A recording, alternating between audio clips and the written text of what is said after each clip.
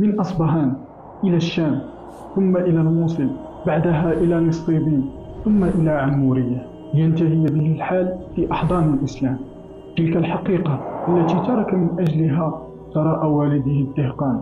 فمن هو يا ترى هذا البطل الهمام الذي لم تعجزه الصحاري ولا حتى الجبال، ولم تمنعه عن البحث عن حقيقة رب الأكوان في رحلة قال عنها أهل العلم قاربت 20 سنة؟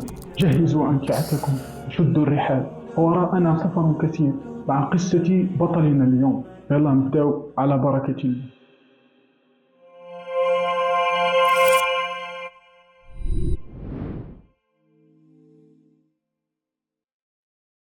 بسم الله والحمد لله والصلاة والسلام على رسول الله. أعزائي المشاهدين، السلام عليكم ورحمة الله. مرحبا بكم في قناة الدرر، القناة اللي غادي تقدم لكم قصص لأعظم الشخصيات العربية والإسلامية وبالدارجة المغربية، مع الغوص في بحار اللغة العربية، باحثين عن الصدفات الشعرية المليئة بالحكم والدرر الأدبية. فإذا بغيتي تتعرف على الناس اللي كان لهم الفضل بعد الله عز وجل باش يوصلك هذا الدين، وتعلم شوية المفردات العربية باش ما تبقاش تلقى مشكل إن شاء الله مع ذوك الكتب ولا الدروس اللي كيكونوا كيهضروا على بحال هذه المواضيع، واللي كتكون اللغة ديالها غالبا عيب باش تفهم، فنكون سعيد جدا بالاشتراك ديالك والانضمام إلى قناة الدرر.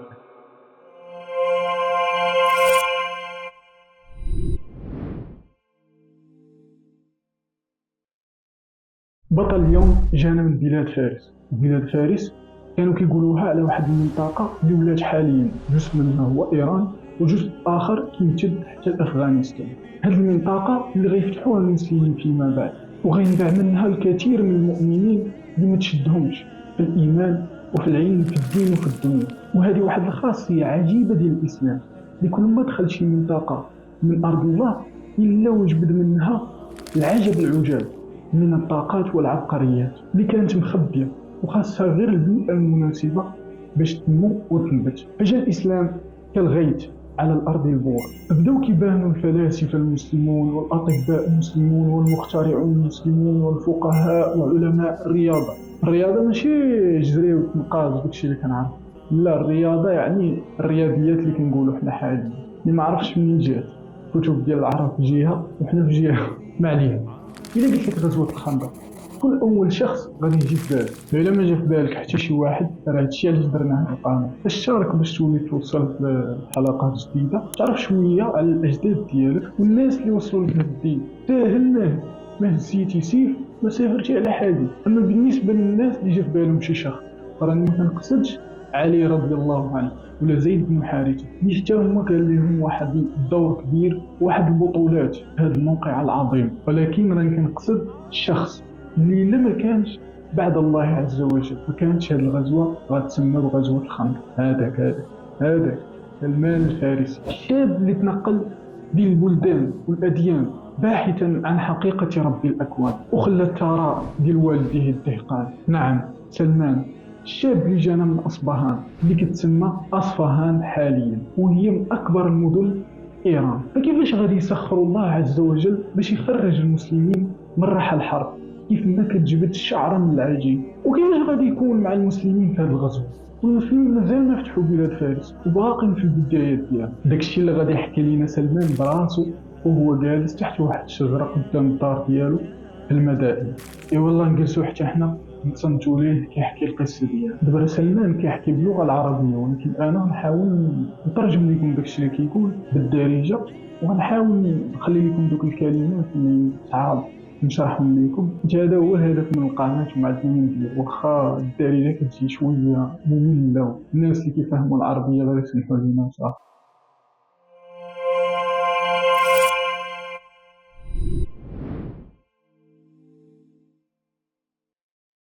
كنت رجلا من أصبهان، من قرية يقال لها جي، وكان أبي دهقان أرضه. الدهقان هو عظيم القرية ورئيسه، يعني هو اللي حاكم في المنطقة. وكنت عزيز عليه لدرجة ما كانش كيخليني. وقد اجتهدت في المجوسية، والمجوسية هي واحد الديانة اللي كيعبدوا فيها النار، حتى كنت قطن النار التي نوقدها، يعني هو اللي كان مكلف ديك العافية ما كيخليهاش.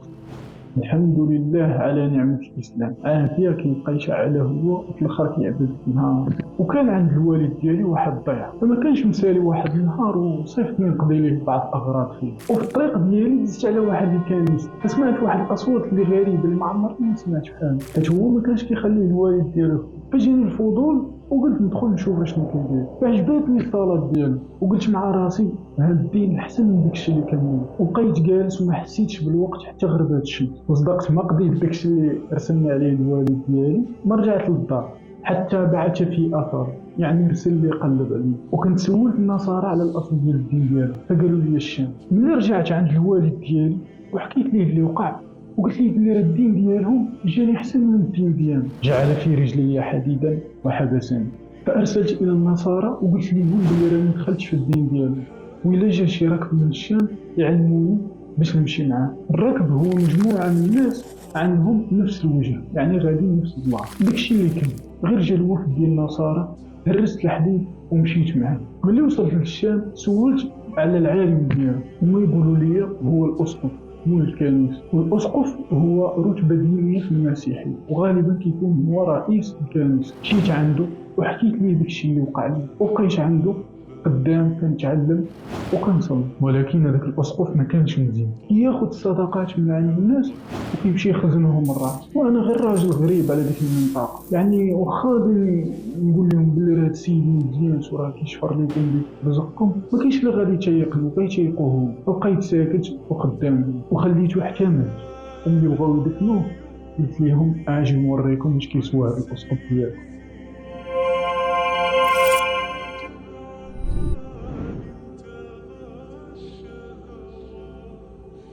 مشيت وريتهم فين كان كيخرج رزقهم. هما يلقاو 7 القلات عامرين بك، هما يشدوه صلبوه وبقاو كيرجموا فيه وهو ميت، وعين واحد اخر بلاصتو. وما عمرني ما شفت شي واحد بحالو في العباده والجهد. فخليه لقلبي ولا عزيز عليا بزاف. ولكن حتى هو جا الاجل ديالو. وانا نقول ليه ديما توصيني ويقول لي يا ولدي راه ما بقى حتى شي واحد على بحال هادشي اللي انا عليه، الا واحد الراجل في الموصل. الموصل كاينه في شمال العراق وبقى عندها نفس السميه وخا صغارت شويه. فملي مات مشيت للموصل وقلبت على الراجل اللي معاتني. ملي لقيته حكيت ليه هذاك الشيء اللي كاين وبقيت معاه حتى هو مده، حتى ملي قربت الساعه ديالو قلت ليه حتى هو وصيني عند ما نمشي. وهو يوريني واحد الراجل من الصيبين. ملي مشيت عنده حتى هو رحب بيا مسكين، وسكنت معاه مده طويله. ولكن حتى هو قرب الاجل ديالو. قلت ليه ديما توصيني، وهو ينعت لي واحد الرجل عمورية بلاد الروم. هزيت راسي ومشيت لعنده. المهم ملي مشيت لعمورية دبرت على واحد الكيرات وغنيمات باش نبقى عايش بيه، حتى غادي يقرب يموت هذاك الراجل المسكين حتى هو. وغنقول ليه عاوتاني حتى هو وسطين. قال لي راه ما بقى حتى شي واحد على داك الشيء اللي كنا عليه، ولكن وصل الوقت لواحد النبي يبعث بدين ابراهيم حنيف. وراه هذا النبي يهاجر الى ارض ذات نخل بين حرتين، فان استطعت ان تنفذ اليه فافعل. وان له ايات لا تخفى، فهو لا ياكل الصدقه ويقبل الهديه، وبين كتفيه خاتم النبوة، إذا رأيته عرفته. وهنا كاينه واحد التبقشيشة. شنو هما الحرتين؟ الحراء هي بحال واحد الحجارة شديدة السواد بحال المحروق. يقول العلامة عبد العزيز المغربي في نظمه مثلث قطر: الحرة الحجارة، والحرة الحرارة، والحرة المختارة من محصنات العرب. وبالفعل إلا مشينا للمدينة المنورة غنلقاوها محاطة بالجبال والصخور اللي كتميز بلونها الأسود. واحد النهار غيكون جاي واحد الراكب اللي شرنا عليه في الأول وقلنا بلي راه هو واحد المجموعة ديال الناس متجهين لنفس الوجه. ملي شفتهم سولتهم قلت لهم أين بلاد نتوما؟ قالوا لي حنا من جزيرة العرب. وانا نقول لهم اش بان ليكم نعطيكم هاد الغنيمات وهاد الديرات وتديوني لأرضكم؟ ها اش بان ليكم؟ قالوا لي مرحبا. الله يا ولدي الدجاجة بكامونة. عارفك باقي ما فهمتيش شنو واقع، ولكن غادي نحاول نقربك للصورة. دابا سلمان كاين في عموري، عنده الديرات وغنيمات عايش بيه الخير وعلى خير. غيجيو هذوك الناس اللي ما كيعرف عليهم والو، اول مره غيتلاقى بهم وغيعطيهم كاع داكشي اللي كاين باش غير يوصلوا لواحد المنطقه اللي ما عارف عليها والو حتى هي، غير سامع به. باش على الله يتلاقى بواحد النبي اللي ما عارفش اصلا واش تبعت ولا واش غيتبعت اصلا. وخا سلمان في هذا الوقت راه كان مسيحي، ولكن راه هادشي اللي دار قمه التوكل على الله وتسليم الامر. وغادي نشوفوا هادشي باش غادي يسهل.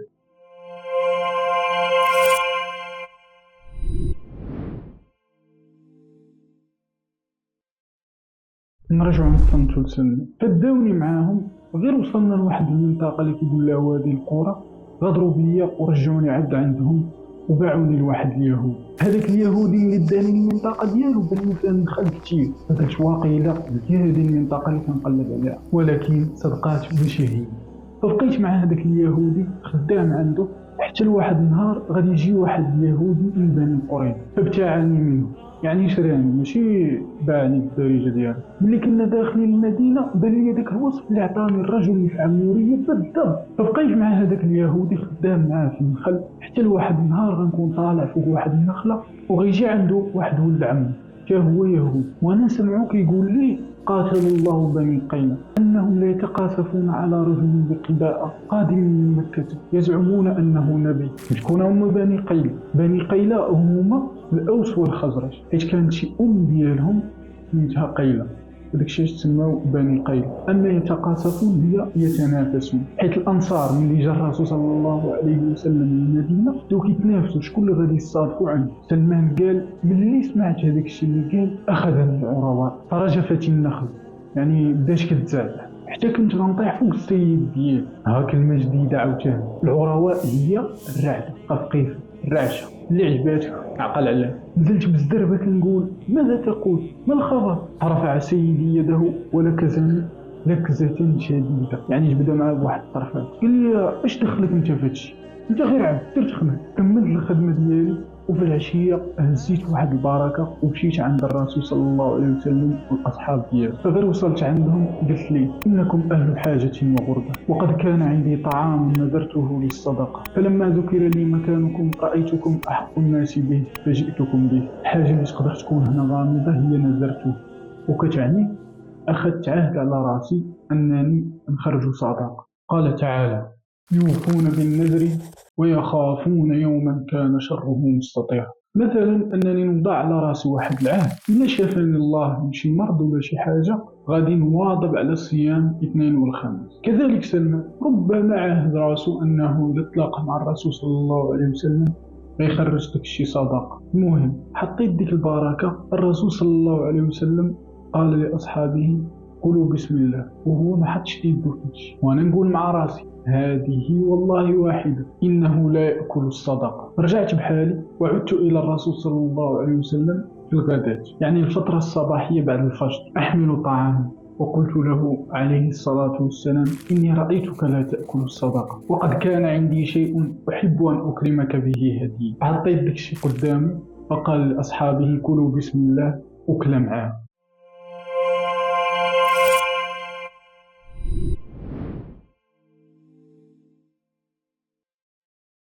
دابا شحال باقي؟ المدينة بين حرتين والنخل شفناه، لا يأكل الصدقة شفناها، الهدية حتى هي تحققت، المنطقة هي كيف ما توصفات. وش هاد العلامات كاملين ما كايفينش. هنا غادي تعرفوا شدة التحقق ديال سلمان رضي الله عنه، حيت ما كان كيآمن بالحاجة حتى كيتأكد منها مزيان وكيقلب على المنابع الصافية والمصادر الموثوقة. حيت خلال الرحلة ديالو كاملة كان فما كيمشي لشي منطقة كيسول على أعلم أهل ديك المنطقة، وحيت راه كان كيسول على الدين اللي غادي يحدد المصير ديالو في الأخير، إما الجنة أو النار، نعوذ بالله من النار. إلا تعلمتي غير هاد القضية من هاد الفيديو كامل فبلا ما تعقل على حتى شي حاجة، ما نبقاوش عباد الله اللي جاي يفتينا في الدين ديالو بلا ما نعرفوا شكون هو ولا اشنا هو التعليم اللي تلقى. واش فاش كتبغي تسول على شي مسألة في الرياضيات كتمشي تسول أستاذ ديال العربية ولا العكس، ولا أنت باغي تبني تمشي تجيب سباب؟ فما بالك بالدين ديالنا.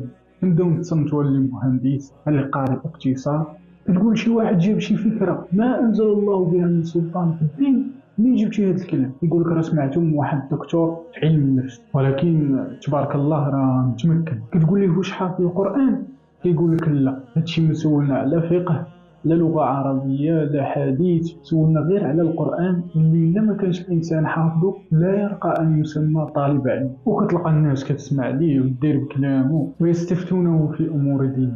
عباد الله راه المنكر هذا، نسأل الله السلامة والعافية. وفي مثل هذا يقول الشيخ محمد الغزالي رحمة الله عليه، نقرأ عليكم داكشي اللي قال بالحق. قرأت كتابا لأحد المهندسين يفسر حقيقة الصلاة تفسيرا لم يعرفه المسلمون طوال 14 قرنا. أعجبت لهذا الحمق في خرق الإجماع وقلت أما يجد هذا المخترع مجالا لذكائه في ميدان الهندسة يتقدم فيه بدل أن يشغل نفسه ويشغلنا معه بهذه التوافه؟ كتاب ليس من الإسلام للشيخ محمد الغزالي رحمة الله عليه. سلمان الفارسي رضي الله عنه بقى له علامة واحدة تفصيله عن الإسلام اللي هي خاتم النبوة، واللي غادي ينتهز الفرصة ديال واحد الجنازة في البقيع اللي غيكون فيها الرسول صلى الله عليه وسلم ومعاه الأصحاب ديالو عليه الشملتان مؤتزرا بواحدة مرتديا الأخرى. دابا سلمان باقي كيحكي لنا هو القصة ديالو. قال لك سلمان رضي الله عنه: سلمت عليه ثم عدلت لأنظر أعلى ظهري. الرسول صلى الله عليه وسلم عاطفه وعارف علاش كيقلب، فألقى بردته عن كاهله فإذا العلامة بين كتفيه خاتم النبوة